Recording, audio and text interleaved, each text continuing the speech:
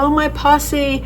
Hello, all my new subscribers. Thank you so much for coming over today. I so appreciate you. You got the memo that I was having a little get together on what's good to eat and what's not good to eat, especially as you mature. And you've been waiting for this video, and let's get moving on it. Can't wait. So yeah, we can't wait. We've been talking about this, the book that I wrote, but we've been talking about, how to lose weight and what's good for us and what's not good for us. And some of you have really put an interest in the fact that you wanted to hear my take on dieting. Well, a long-term eating program, not so much dieting, because that sabotages your weight loss. So we're going to talk a little bit about weight loss, what's good for us as we mature, what's good for us when we're sick, like myself with cancer, what you can eat, what you can't eat. And but before we do that, I've got some iced tea today with some orange in it. I did the probiotic one today because I thought I needed probiotics. I don't know if I need probiotics or not. Somebody said I did, so I listened to you. But this is lemon ginger herbal tea plus probiotics, and it's for healthy digestion. So I have that today with some little bit of squeezed orange juice, orange in it from the oranges, and some oranges settling in it, slices, and it's refreshingly delicious. So that's what I got today. Anyway, so let's get started. I'm going to link a video that I did 3 years ago, and it was mostly geared towards my book that I wrote, Finding the Right Diet for You. And I don't know, I couldn't have said it any better today than I did in that video. And I'm going to link it right under the description of what's in this video so you can look at it. Back then, 3 years ago, I hardly had any subscribers. So I've got many, many new subscribers now who might like to see that video. And unless I post it underneath, you won't know to look at, all of my playlists and see which one is diet and which one isn't. So I kind of changed the thumbnail a little bit so it would be a little bit more, geared towards weight loss. But I couldn't have said it any better myself, all the things that I said in that book on dieting. When I wrote this book, 20 years ago, it was geared a lot towards, eating and eating habits. And, we all get into eating habits and stuff. And so we're going to talk a little bit about that. But anyway, I hope you're all comfortable and you all got your tea over there. I just have tea today and some pound cake because it was like less in calories for you. I don't know. There's some fresh strawberries there. Joe, the bartender's got you all hooked up. No alcohol today. I didn't think it was right to serve alcohol when we're talking about losing weight, and unless you're talking about gaining weight like me. And we'll talk a little bit about that too later in the video. But anyway, yeah. So it's really difficult as we age dieting. When I wrote the book, I still had my young kids at home, and I was cooking, and I was trying to find the right diet for me, and I had tried so many diets. I mean, there were so many. There was Atkins, there was Suzanne Summers had a great diet book. There was, what's the other one? The big one. Anyway, there were so many of them out there, and Weight Watchers, and I did go on Weight Watchers, and I am a lifetime member of Weight Watchers, but I don't really do it anymore. But it's a very good diet. And it's better now today because you have the apps for it today. Back then you had to count the points. And like I say in my book, if you're an organized person and you can do all that stuff and sit down and count all your points, have at it. I never was good at that. Now the app does it for you, which is wonderful. But, there's many, many diets. And I know, like if you're like me, you've probably tried them all and you've failed and you feel like a failure. And it really isn't a matter of being a failure. It's a matter that it's not the right diet for you. And, you can't go on a diet. I told the story before, and it's in that video that I'm going to post for you to watch. And I hope you watch it. I think it only had 2,200 views on it back then, 3 years ago. But like I said, it didn't have that many subscribers back then. So I hope you watch it now and enjoy it, because it does give you a full breakdown of what is good for you and what's not good for you. And like I say, back then I was cooking for my family, and I couldn't go on a diet myself and eat certain foods because that would leave it out for my family. So it was hard for me to cook for myself back then. I had to find a diet that was right not only for me but for my whole family. And so I've discovered that through the years that eating habits vary with your age. Eating habits vary with your health. Some of us have to eat certain things as we get older, or as we mature, I should say, because of health reasons. You know, you all know that Denny's on this low sodium diet, and I'll tell you, I think the low sodium, sometimes you can really watch it and you can be so low in sodium that it's more detrimental to your health. I think he got weaker and weaker as I kept him on this low sodium diet. Plus he was taking water pills, so he was flushing it all out at the same time. So he was really, really weak. Now I have him kind of on we both eat the same thing, and I just don't salt things, and I do a lot of things differently now than I did before. But you know, as we age, our diets change. But one thing that never changes are taste buds for food, and we have to eat foods that we love. If you want to lose 10 or 15 pounds, you can probably do it if you find a diet that works for you, that you'll lose weight right away. But it's not going to be long term. You're not going to sustain it because it's not the foods that you like. I mean, anybody can eat barbecue tuna, which is something that I had to eat back then. And I did it for when I first did it, I said, oh, this is pretty good. And then after the second or third bite, I was like, oh my gosh. But you know, you have certain foods that you have to eat, whether it's keto or carnivore or any of these diets that you go on. You can only eat certain foods and certain amounts of foods. I like the programs where you can eat anything you want, and that's a program that you have to have for yourself. And so I've figured for myself, I'm Italian and I like pasta and I like all that stuff. And I guess the whole thing of it boils down to your portion controls and your calories. It's still all about calories. It's still, you know, cutting calories and cutting back on your food portions. And the one thing that I have in my book that I really love is it's a chapter on lying and cheating.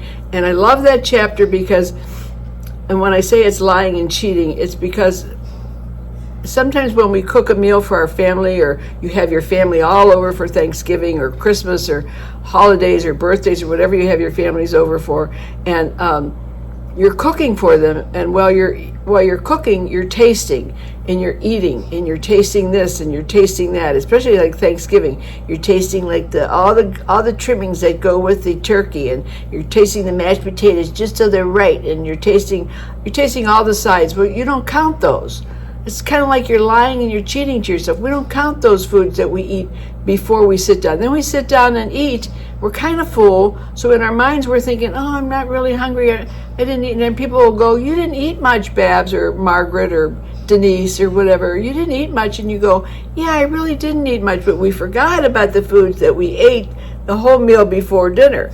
And then, of course, when somebody tells you that you didn't eat much, then you think, oh, boy, I can pick now. So then you're cleaning up and you eat another full course meal. When you're cleaning up, you're eating your grandkids' leftovers or your daughter's leftovers or your son's leftovers, and you don't count that food. And I love that chapter because we're lying and cheating to ourselves about food. And I'm still a picker when I cook, and I have to really watch it. Not so much now, but I do have to watch my picking because I do like to sit down to a nice meal. And if I pick, then I am full at dinner time. And it's just like having a cake. You take a little sliver of cake and you taste it, and you know that, and you don't count that because it's just a sliver. Then you go back later for another sliver, and then you go back later for another sliver. Before you know it, you have half the cake gone or half the apple pie gone, but you don't count that because you only took a sliver. In your mind, it's just a sliver. You don't count that you ate the whole cake or you ate the whole pie. And that's just the way we're programmed. I think it's the way we're programmed to eat.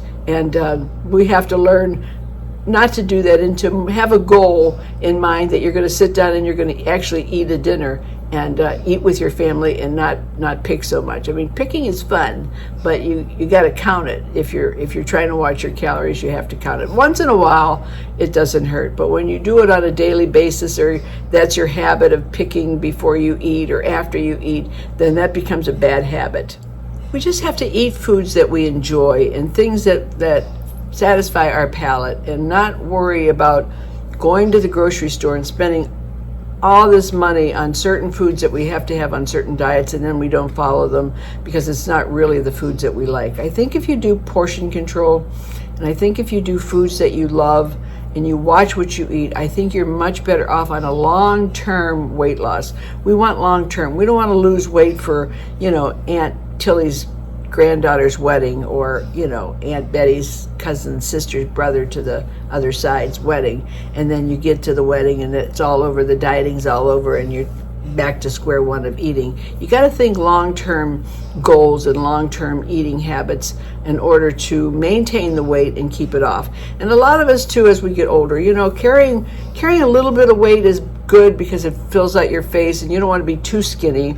I mean, all of you know, my subscribers know that, I'm battling cancer and so far in remission still. I get my test done in a couple weeks and I'll let you know about that. But you're forced kind of to watch what you eat. You have to watch what you eat, sweets, and you have to kind of watch what you eat. And as we age, we have back issues and problems maybe with breathing or problems with our legs, and it's hard to move. And a lot of that can be a little bit of weight that you're carrying. I mean, I'm not saying that you should go out and lose 50 pounds and you're going to feel like $1 million, but I think when you lose 10 pounds, if your back is bad, it takes a lot of pressure off your back. I know I lost 50 pounds during my cancer journey here, and I didn't want to lose 50 pounds, but it's helped my back tremendously, my low back that I always had pressure on, because I took that weight off. So I think losing some weight helps some things that you're going through as you age. I think taking some weight off helps the pressure on your legs, helps our sciatica as we're aging. It helps back pressure, lumbar pressure. You're carrying all that weight around. I know when my husband's legs were swollen, and it's a health issue, and the doctor had told him, when he said he can't walk, he's having a difficult time walking, and the doctor said, well, yeah, you're carrying like 30 pounds or 10 pounds of weight on each leg, and it's hard for you to walk. You've got to get rid of that fluid. So he got rid of the fluid, and he's walking a lot better. And I think the same thing applies to weight. If you're losing a little bit of weight, not a tremendous amount, but if you lose a little bit of weight, you feel so much better mentally, and you're going to feel so much physically. I think too, you eat and then you feel depressed. And I hate that word depressed. I never use that word in my house. I mean, if you have a mental condition that you need to seek a physician for, that's another thing. But if you eat, and after you eat, you feel like down or depressed because you ate so much, that's something that you're doing to yourself that you can really change. I know if you sit down, and I told the story about how I went to Weight Watchers and I got my goal weight, and she said, what are you going to do when you hit your goal weight, Barbara? And I said, I'm going to go out and eat a dozen of Dunkin' Donuts. And by gosh, I got to my goal weight the next week, and I went out and bought a dozen of donuts, and I ate those donuts for breakfast, lunch, and dinner. And I'm telling you, I was the happiest person there was that day until the next day hit, and I went on a sugar crash. And I'm telling you, even the dog went in his cage backwards. He was so afraid of me. I was so mean and so down and so mad at myself because I did that to myself. Because when you're not used to doing it, and then you do something like that, it does depress you and changes your whole attitude on how you feel about yourself. So you don't want to sabotage yourself.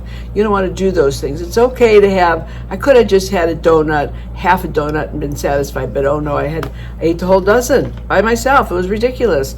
So I think, you have to watch yourself, because moods change with sugar and moods change with food, and you have to watch very, very carefully what you eat, because it does change your endorphins and change your hormones and changes how you feel, and your sugar highs and your sugar lows, and it really plays havoc on your system when you cheat and when you eat way too much. You have to really watch your eating habits, not only for health-wise, but just for yourself. You just have to watch.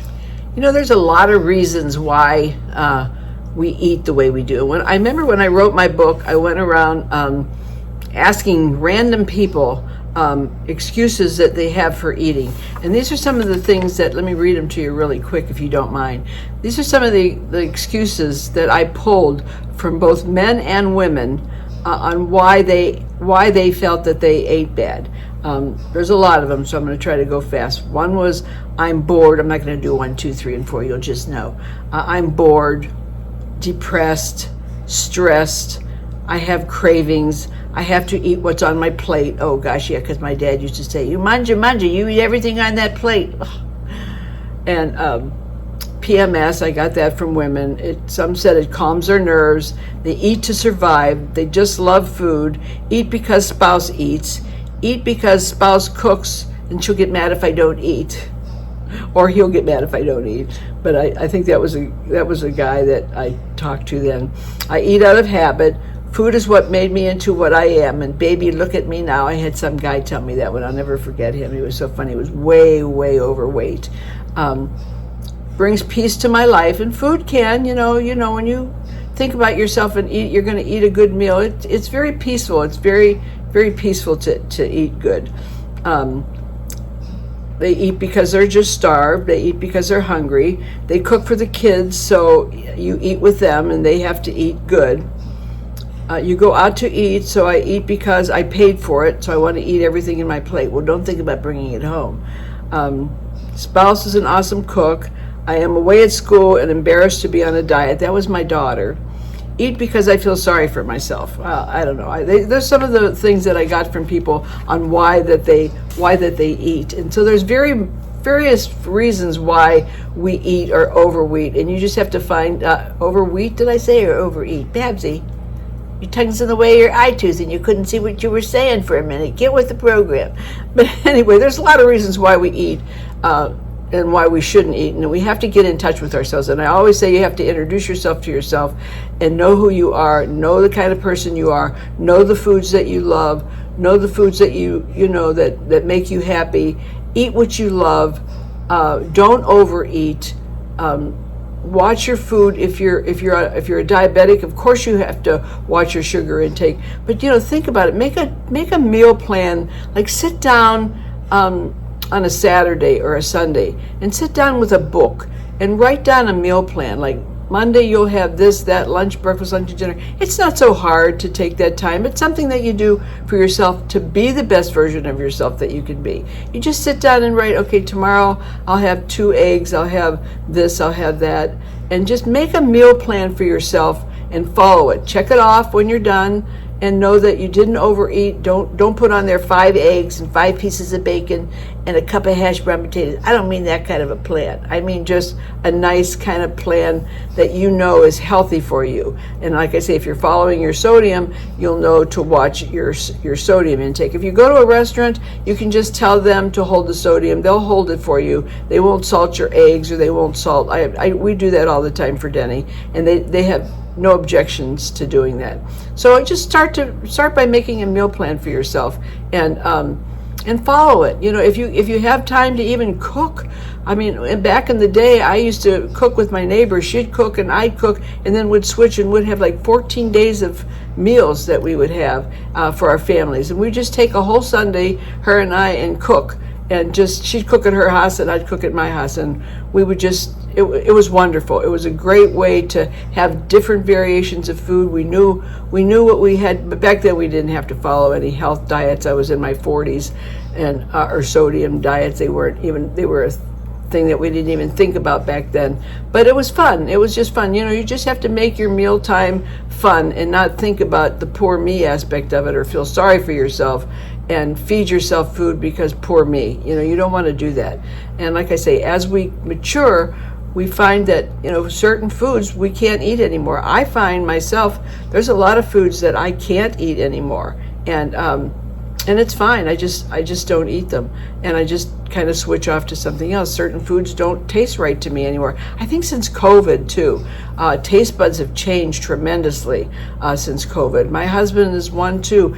Things that he used to like before COVID, he just has no taste for them anymore. So I think COVID had a lot to do with our taste buds changing. That's what I think. I mean, I'm not a physician, and I don't know that for sure. Nobody's ever told me that, but they have told me that when Denny had his COVID, that he talked to the doctor about his taste buds, and the doctor did say that COVID did that. So it's a thought.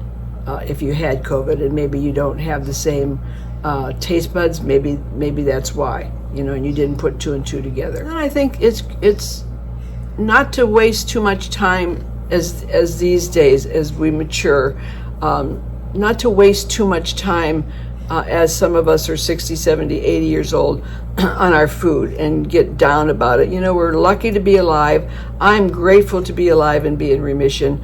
I'm, on the other hand, like I say, lost 50 pounds. I'm trying to gain 5-10 pounds. It would be wonderful. So you get to that point too. You know, when I was young, I used to say to my husband all the time, oh, I just want to lose 10 or 15 pounds. Why can't I lose 10 or 15 pounds? Now it's like, I want to gain 10 or 15 pounds. And honest to goodness, I think it's harder to gain weight anymore than it is to lose weight. At least for me it is. And I've discovered that if you're in the same bracket as me and you've been sick, and there's a lot of you out there that have emailed me, and I know you're going through the same as me, and a lot of you have lost weight too for various illnesses, and it's hard to gain weight. And I think the thing that helped me is my daughter told me when I was really sick and I was really starting to lose weight, is to set my timer on my phone for 2 hours, let it beep, and every time it goes off, you get up and you go to the refrigerator, you eat a piece of ham, you eat a piece of cheese, you eat something, you eat a diet pudding, you eat a piece of bread with peanut butter, you eat a couple crackers with peanut butter, but every 2 hours you're putting something in your body that's healthy, but yet it gives you enough nutrition, protein, where you can gain weight. Drink Ensures. I used to drink Ensures every couple hours. Now I'm kind of stable. Right now, as you can see by my thumbnail, I am 128 right now, and I'm pretty happy with that. I mean, I feel healthy body-wise, ache and pain-wise, than I did when I was 170 pounds. I don't like the way I lost weight of being sick, but I am okay with that weight. If I gain another 5 pounds, that'd be wonderful too. I'm okay with that. And I don't watch so much the portions that I eat, but I'm not big on portions because I don't have that big of an appetite anymore. So then there's that too. So, you know, it's hard to gain weight. So you're in that catch-22, and now I go like, oh, it's all those years that I said, I want to lose 10 or 15 pounds, Denny, and now I just want to, you know, all those call 1-800 all those years of saying that. Be careful what you wish for, I guess, right? Yeah. Let's have a sip of tea on that.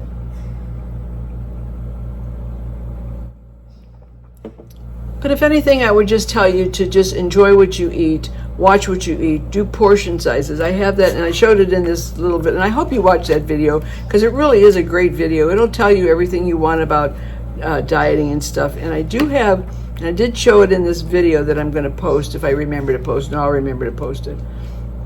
I'd like that video to have a lot of views because it really was a good video. I was going to actually say the same thing today, but hold on.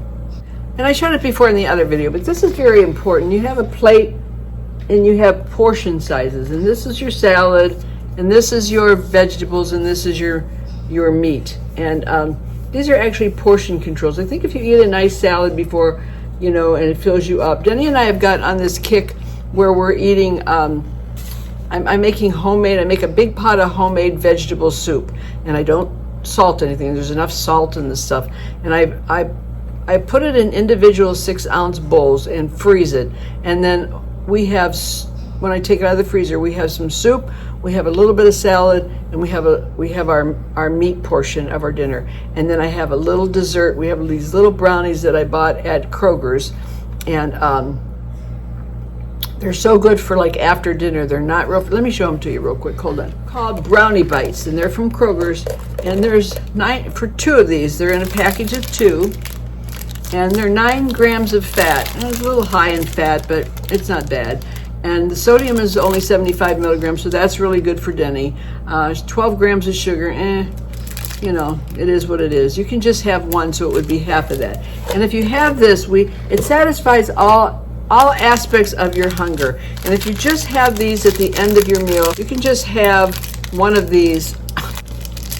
You can just have one of these and share it, and it just kind of makes your meal complete.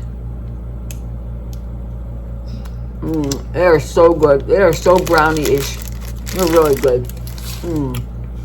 But anyway, you have that. That's kind of like your meal. Your soup, a little bit of salad, protein, that little vegetable, and you're full. Not a whole bunch, not a big plate full, but a nice portion size. Get yourself those plates that have the Let me get that too. Hold on. See, that's what takes me so long to edit, because I get up and down because I forget things. But these are the plates, and I got these at Amazon, and they come. I got these like 6 years ago. I haven't even looked. If I find them again, I'll link them in the description box. And what I liked about them is they came in so many beautiful colors. Excuse me, my brownie bite is in my mouth. And it's so good. Are you so jealous because I'm eating a brownie in front of you? I'm sorry. I should have had Joe the bartender go get some for everybody just to have a little taste. Anyway, these are good. So you can put your salad here, your meat here, and your vegetable here, and then you can have a little 6-ounce cup of soup at the beginning, and you are full. And like I said, you can put your meat here if you want. If you have like a half of a baked potato or something, you want to count that in, you can do that. But if your salad's here, your protein is here, and your veggies are here, it's great. These are great. And like I say, they came, I don't know, in beautiful colors. So there's nothing like sitting down to a plate in a gorgeous color. It does something, I don't know, it just makes the food taste better. I don't know, it's just me, but it does. So I think I just wanted to hit on that today a little bit, that you shouldn't be discouraged if you're overweight, or when you can take charge of yourself, and you can go on an eating program that satisfies you, that you can do every day. Make a meal plan for yourself. And exercising, when I wrote the book, I probably was going to the gym and doing more exercises. As we age, we can't exercise like we used to. I mean, our backs are bad, or various things, our breathing is bad. I mean, if I took Denny to the gym, that would be the end of him. I mean, there's no way. But you can exercise. We do walk around the house. We do go to Walmart. We walk around Walmart. We get our exercise in Walmart. We are on a plan now with his PT and OT nurses that come in, and I'm doing them too, of just sitting in the chair. You can do 5-pound weights, and you do these, and they show us how to do kicking, boxing ones, and there's a lot of ones that you can look up to do just sitting exercises. That all counts as an exercise. You don't have to run around or go outside or bundle up in the cold when you're older and you're afraid of getting sick or whatever the case may be.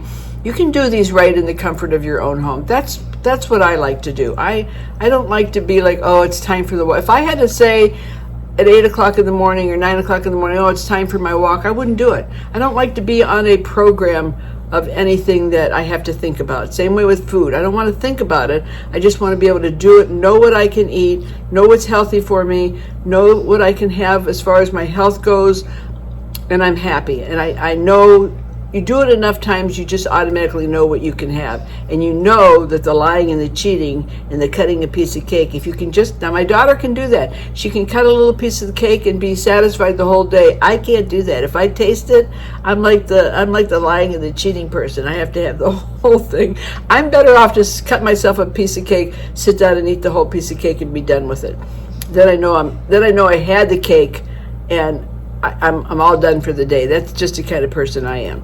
So I think that's what would be the best thing for you to do as far as watching your weight. As far as gaining weight, if you're like me, and a lot of you are, it's hard to gain. But if you do that every 2 hours, you eat a little bit, and even if you work out a little bit sitting there, it builds up your muscle, because we lose a lot of muscle as we're older because we don't do as much. It really helps. So I hope that helped you a little bit on feeling good about yourself, and how to lose weight, and how to set your goals, and just know what you have to work with. Introduce yourself to yourself.